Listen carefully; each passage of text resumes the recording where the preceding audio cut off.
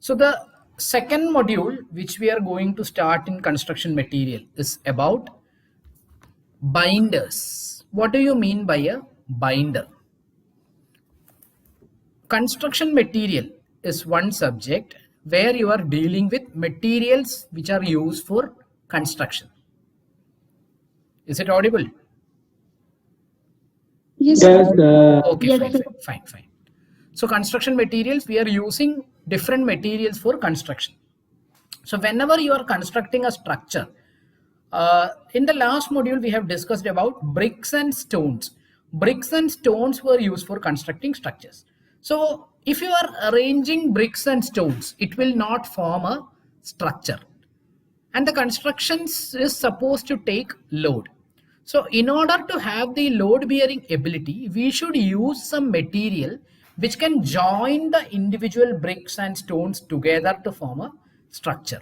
Okay, so cement is such a material. Cement is a binding material which is used for binding the materials together for forming a structure. Another example of a binding material is lime. So here in this module, we will be discussing mainly about cement and lime, which are the two commonly used binding material. So cement, you all know about cement. What is cement? Can anyone tell me what do you mean by cement?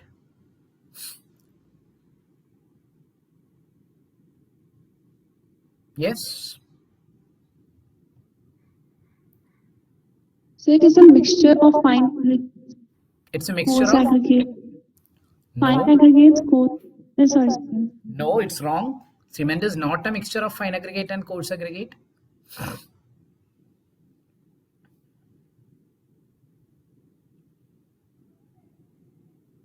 I'm asking about cement and not concrete.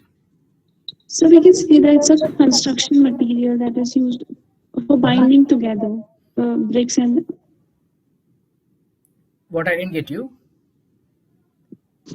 So we can say that a cement is a substance that is used to bind the bricks together. Fine.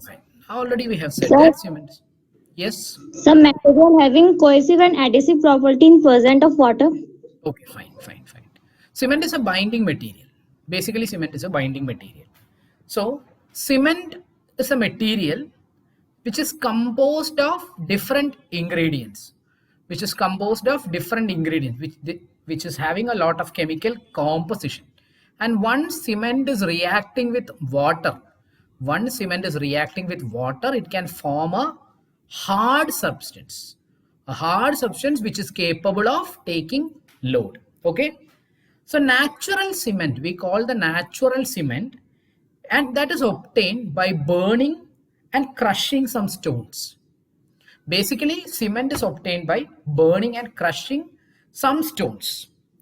Some stones, in the sense, the certain stones which contain clay, which contain lime, and some amount of magnesium carbonate. Such stones you are burning and crushing some stones. This is how you basically obtain a natural cement. Now, for our purpose, for engineering purpose, you are manufacturing cement. You are artificially manufacturing cement. So the artificial cement is obtained by burning at a very high temperature. You are burning at very high temperature. Okay, what you are burning? You are burning at very high temperature a mixture of calcareous and argillaceous substances. You are burning together a mixture of calcareous and argillaceous material, and the mixture of ingredients should be in intimate, and they should be in correct proportion. Now the calcined product, I'll explain once more. Artificial cement means you are burning at a very high temperature a mixture of calcareous and argillaceous materials. Now my question is, what do you mean by calcareous and argillaceous material? When we were discussing about stones, when we were discussing the classification of stones, I told you that stones are classified on based on several characteristics. One classification characteristic of stone is its chemical composition. So based on the chemical composition of stones was divided into calcareous. What do you mean by calcareous stones? The stones having lime content. So such stones having lime content known as calcareous stones are burnt and mixed with stones having argillaceous stones. Argillaceous stones means stones having clay content. Okay, so stones having lime content and clay content are burned at a very high temperature and they are mixed together. And it is not like you are taking as much you want. You are mixing the products after burning and crushing in a fixed proportion. Okay, it should be in correct proportion. So after you burn and mix these products in the sense calcareous and argillaceous stones, you get a mixture. That mixture is known as a clinker. Have you heard that word clinker? C-L-I-N-K-E-R, that is clinker. Once the clinker is produced, we are adding a small quantity of gypsum into the clinker. And again you are pulverizing it into a very fine product which is known as a cement. So I hope manufacturing of cement is clear. I'll tell you once more. I am having some calcareous stones. In this hand I am having some calcareous stone. Calcareous stones mean stones having lime content, and in this hand I am having some argillaceous stones. Argillaceous stones mean stones having clay content. Such calcareous and argillaceous stones are brought together and I am crushing it well. And after crushing, I am burning it at a high temperature. Okay, I am burning it at a high temperature and I am mixing it in a suitable proportion. So after burning, what I obtain is known as a clinker. And once the clinker is obtained, I am adding some percentage of gypsum, a very small quantity of gypsum. What is the purpose of adding gypsum? I told you that cement, once it is reacting with water, have you observed cement? Have you observed cement? Yes, sir. Yes, sir. So what will happen once cement is getting in contact with water? What will happen to the cement?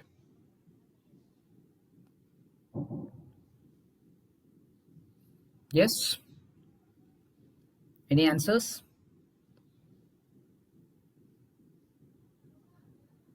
Once cement is coming in contact with water, it will be undergoing setting. Setting means it will be getting into a solid mass. From the powdered form, it will be forming into a solid mass. You call it as setting.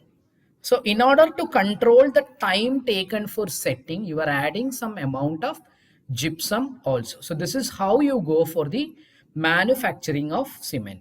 You are taking some calcareous materials and argillaceous materials. Calcareous and argillaceous stones are being crushed, and after crushing you are mixing it in fixed proportion and you are burning it at the specific high temperature range. Okay, what you obtain is known as a cement clinker. Once the cement clinker is obtained, you are adding a small portion of gypsum into the clinker. And after adding gypsum, you are pulverizing it into a fine powder. This is how you obtain a cement. Now, what are the ingredients in a cement? What are the ingredients in a cement, or what is the chemical composition of a cement? I told you that cement is made up of calcareous and argillaceous materials. Calcareous materials means material having lime content, and argillaceous material mean material having clay content. Okay, so now I am going to present a tab which is showing the chemical composition of cement. Okay, so this table shows the ingredients in cement and the percentage. This is a very important table. You should know what is the ingredients in cement and how much is the percentage of each ingredient. Okay, you should be able to tell what is the what are the ingredients in cement and how much percentage of each ingredient is present in our cement. Okay, so let us see. Calcium oxide or lime is the chief ingredient in cement. It is the ingredient which is present in the maximum quantity. Calcium oxide or lime, 62% of calcium oxide or lime is present. Second one is silica. 22% of silica is present. 62% of lime, 22% of silica. Then 5% of alumina, 4% of calcium sulfate, 3% of iron oxide, 2% of magnesia, 1% of sulfur, and 1% of alkalis. These are the different ingredients in cement. The different ingredients in cement and their percentage are shown here. Lime is most abundant material in cement is lime. 62% of lime, 22% of silica, 5% of alumina, 4% of calcium sulfate, 3% of iron oxide, 2% of magnesia, and 1% of sulfur, and 1% of alkali. So this will make the 100%. Okay. So these are the ingredients, or this is the composition of cement. Lime, alumina, silica, calcium sulfate, then what else is there? Iron oxide, magnesia, sulfur, and some alkalis. This is the chemical composition of cement. Is it clear? Now we have to see what is the functions of each and every component. Lime, silica, alumina, calcium sulfate, iron oxide, magnesia, sulfur, and alkalis, and their proportion. I already told that calcareous and argillaceous materials are mixed in correct proportion and burned at a very high temperature to form a cement clinker, and to the cement clinker you are adding gypsum. Gypsum is calcium sulfate. To control its setting time and all, you are adding gypsum. Then you obtain something known as a cement. Is it clear? Yes, sir. Okay, fine. So now, now let us see what are the functions of the different ingredients in cement. Functions of different ingredients in cement. Functions of cement ingredients. Lime. Lime is the most important ingredient of cement, and the proportion is to be carefully maintained. If the cement is excess, if lime content is excess in the cement, it will make the cement unsound. Unsound means the cement will be trying to expand and disintegrate. Soundness is a measure of its volume change. If the cement is unsound, that means that the cement can expand and the cement can disintegrate. So that is a problem if lime is present in excess. I already told you that 62% of lime should be present. If the lime content is making 70%, 70% means it is excess. We need only 62% and we are having 70%. So that will cause the cement to expand and disintegrate. On the other hand, in some cases the lime will be deficient. Lime content is only 40%. So if the lime content is reduced to 40%, what will happen? The strength of the cement will reduce and the cement will be setting quickly. So that is about lime. Lime, I told you that the proportion of lime is to be maintained. If the lime is in excess, it makes the cement unsound. Unsound means the cement will be expanding and disintegrating. On the other hand, if the lime is reduced, the strength of cement reduces and it causes the cement to set quickly. So that is about the most important constituent in cement, that is the lime. Second one is silica. Already we told that 22% of silica should be present. Silica, the function of silica in cement is to impart strength to the cement. Important function of silica is to impart strength to the cement due to the formation of dicalcium and tricalcium silicates. You can note down those names. Dicalcium, I don't mean to write it, you just observe those names, dicalcium silicate and tricalcium silicate, because that is relevant from what we are going to discuss in the coming classes also. Okay, we will be discussing some products like dicalcium silicate, tricalcium silicate, etc. So before going into the discussion, it is better if you have some exposure on what is meant by dicalcium silicate and tricalcium silicate. That is why I asked you to just remember that name. Okay, fine. So third one is alumina. And if silica is present in excess quantity, the strength of the cement will be increasing. Third ingredient is alumina. Alumina imparts quick setting property to the cement. It acts as a flux and lowers the clingering temperature. So function of alumina, you remember, it imparts quick setting property to the cement. I told you what is meant by setting. Cement, when it is coming in contact with water, it will be forming a hard solid matter. Cement will be in powdered form, but once coming in contact with water, it can form a hard solid mass. You call it as a set cement. So alumina is the component in cement which is imparting the setting property. Okay.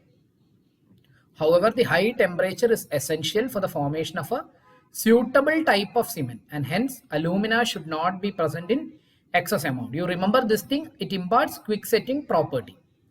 Now calcium sulfate, this ingredient is in the form of gypsum and its function is to increase the initial setting time of cement. I told you that once the raw materials are mixed in correct proportion, burnt and powdered, what you obtain is known as a cement clinker. It is not cement, you call it as clinker. To the clinker, you are adding some percentage of gypsum. And I told you what is the function of gypsum. What was the function of gypsum? To control the setting time of cement, you are adding gypsum. So once gypsum is added, you call it as a cement. So calcium sulfate is present in the cement in the form of gypsum. Iron oxide, next ingredient is iron oxide. This ingredient imparts color, hardness and strength to the cement. Next one is magnesia or magnesium oxide. This ingredient, if present in small amount, imparts hardness and color to the cement. Next one is sulfur. A very small amount of sulfur is useful in making sound cement. I told you what is meant by soundness. If the cement is being unsound, that means that the cement can have a large increase in volume and it can also have disintegration. Okay, so sound, making the cement sound, the function is carried out by sulfur. And the last ingredient is alkali. The most of the alkalis present in raw materials are carried away by the flue gases during heating. The function of alkalis and such things are not that important. Alkali is having only 1%. So what are the major ingredients and what are the functions of all these ingredients in cement is already clear to you. I hope so. Lime. Lime is the chief constituent having the major fraction. If lime is deficient, then the strength of cement is decreased. And if the lime is excess, it will make the cement unsound. Making the cement unsound means it can have increase in volume and it can disintegrate also. Then silica. Silica imparts strength to the cement. How silica is imparting strength to the cement? Silica is imparting strength to the cement due to the formation of compounds like tricalcium silicate and dicalcium silicate. I asked you to remember those names. Tricalcium silicate and dicalcium silicate is very much important when we are going to discuss the coming sections. Next one is alumina. Alumina, yes. So what is the need of sound in cement? What is the need of Sound in cement. sound? I didn't tell that sound is needed in cement. I was telling about a property. मैंने एक property के बारे में बता दिया, soundness. Soundness का मतलब यह है कि अगर सीमेंट साउंड नहीं है, साउंड मतलब ये आवाज नहीं है, साउंडनेस एक प्रॉपर्टी है सीमेंट का. ओके, अगर सीमेंट साउंड नहीं है फिर क्या होता है, सीमेंट में वॉल्यूम चेंजेस काफी ज्यादा होता है, काफी ज्यादा volume changes in the sense cement ज्यादा एक्सपैंड होता है और सीमेंट ज्यादा कंट्रैक्ट भी होता है. तो इतना ज्यादा एक्सपेंशन और कॉन्ट्रैक्शन सीमेंट में एडवाइजेबल नहीं है, इसलिए हम बोल रहे कि सीमेंट कभी इतना अनसाउंड मत होना, सीमेंट हमेशा साउंड होना है, साउंडनेस प्रॉपर्टी होना है. ओके, क्लियर है? Yes, sir. Okay, fine. So that is about silica. Then alumina. Alumina will impart quick setting property to the cement. Then calcium sulfate. Calcium sulfate you are adding in the form of gypsum. I told you that in cement manufacturing, once calcareous and argillaceous raw materials are mixed together and burned in the specific temperature, you obtain what is known as a cement clinker. And once cement clinker is made ready, you are adding gypsum into the cement clinker and you are powdering. So once gypsum is added, then you call that product as cement.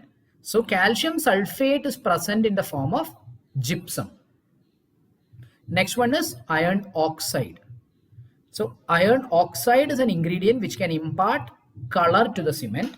Then you have magnesium oxide. It imparts hardness and color to the cement. And you have some amount of sulfur and some amount of alkalis also.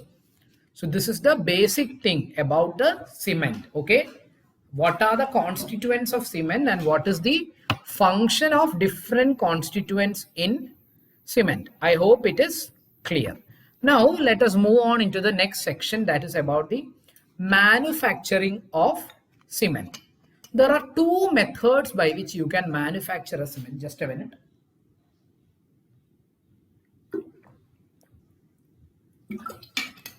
There are two methods by which you go for a cement manufacture. Okay, just a minute.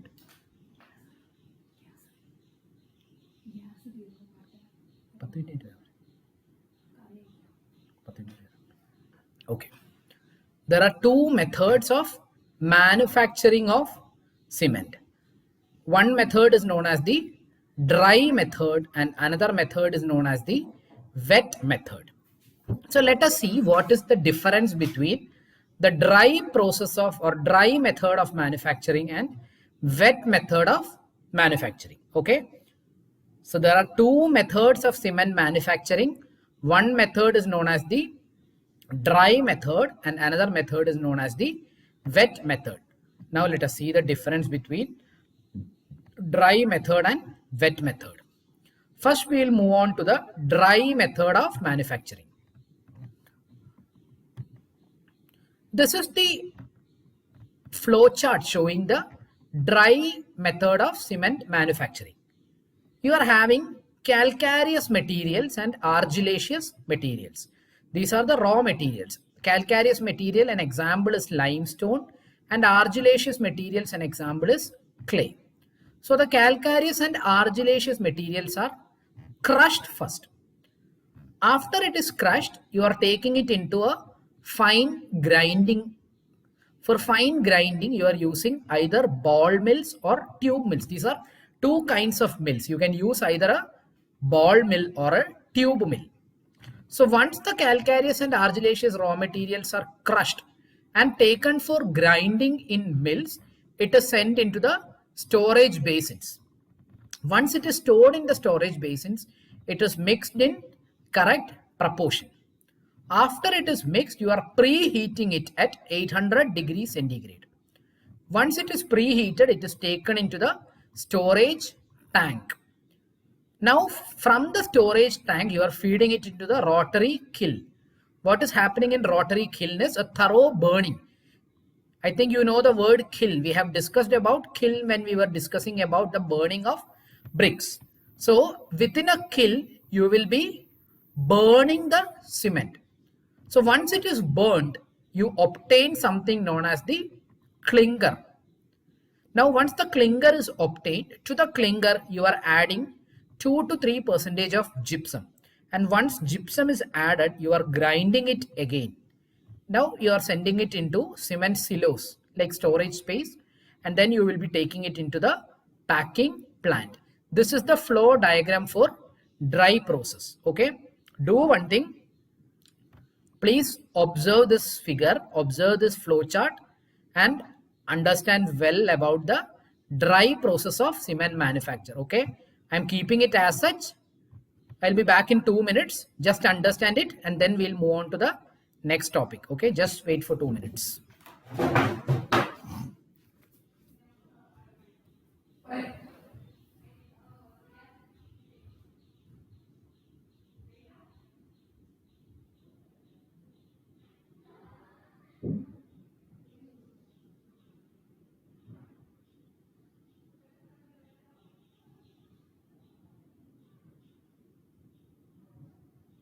Awasthi बोलो बोलो कुछ नहीं बोलना, मुझे लगा अवस्थी नहीं है। Class में हल्ला कर रही है, चुप मार खाती है। क्या क्या भेजता है सर को? बोलो सर को, सर ये हल्ला कर रही, पढ़ने नहीं दे रही है। हाँ, अजय तो व्हाट्सएप पे परेशान करता।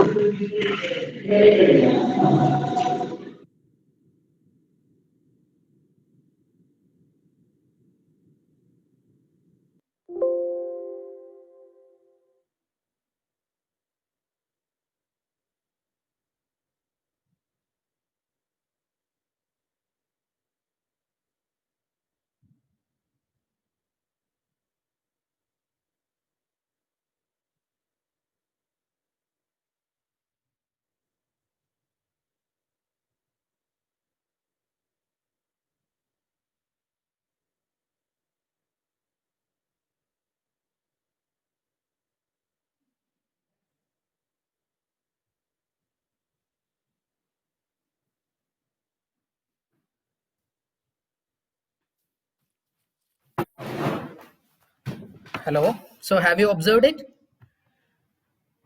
Have you observed the dry process? Calcareous materials, argillaceous material, that is crushed. After crushing, you are taking it into the mills for grinding, and once it is ground, you are taking it into the storage basins. Yes sir. You are mixing it in correct proportion. Yes sir. Then you are heating it at 800 degrees centigrade. Then again you are taking it to the storage space. After reaching the storage space, you will be feeding it into the kiln. So the product obtained is known as clinkers. And into the clinker, you will be adding 2 or 3% of gypsum. Once gypsum is added, what you obtain is known as the cement. Then the clinkers, after addition of gypsum, is ground using a ball mill. Then you will be taking it into the cement silos, and it's like a storage like space, and then you will be sending it into the packing plant. So in the packing plant, you will be packing it. Is it clear? Hello? Yes, sir. Okay, fine. Yes, So sir. that is about the dry process of cement manufacturing. Okay, I'm stopping now because my laptop is about to shut down and I have a power problem here. So I'm stopping. So this material will be available. Next class we will be discussing the wet process of cement manufacture. Okay, so understand what is cement, how cement is manufactured, what are the composition of cement, then what are the functions of each constituent of cement, and how cement is manufactured, dry process and wet process. Actually, this flow chart is very important. You may be asked in exams to draw the flow chart of dry process or wet process. Normally it is asked, so understand it carefully. Okay, so So we are stopping. Thank you. Okay, sir.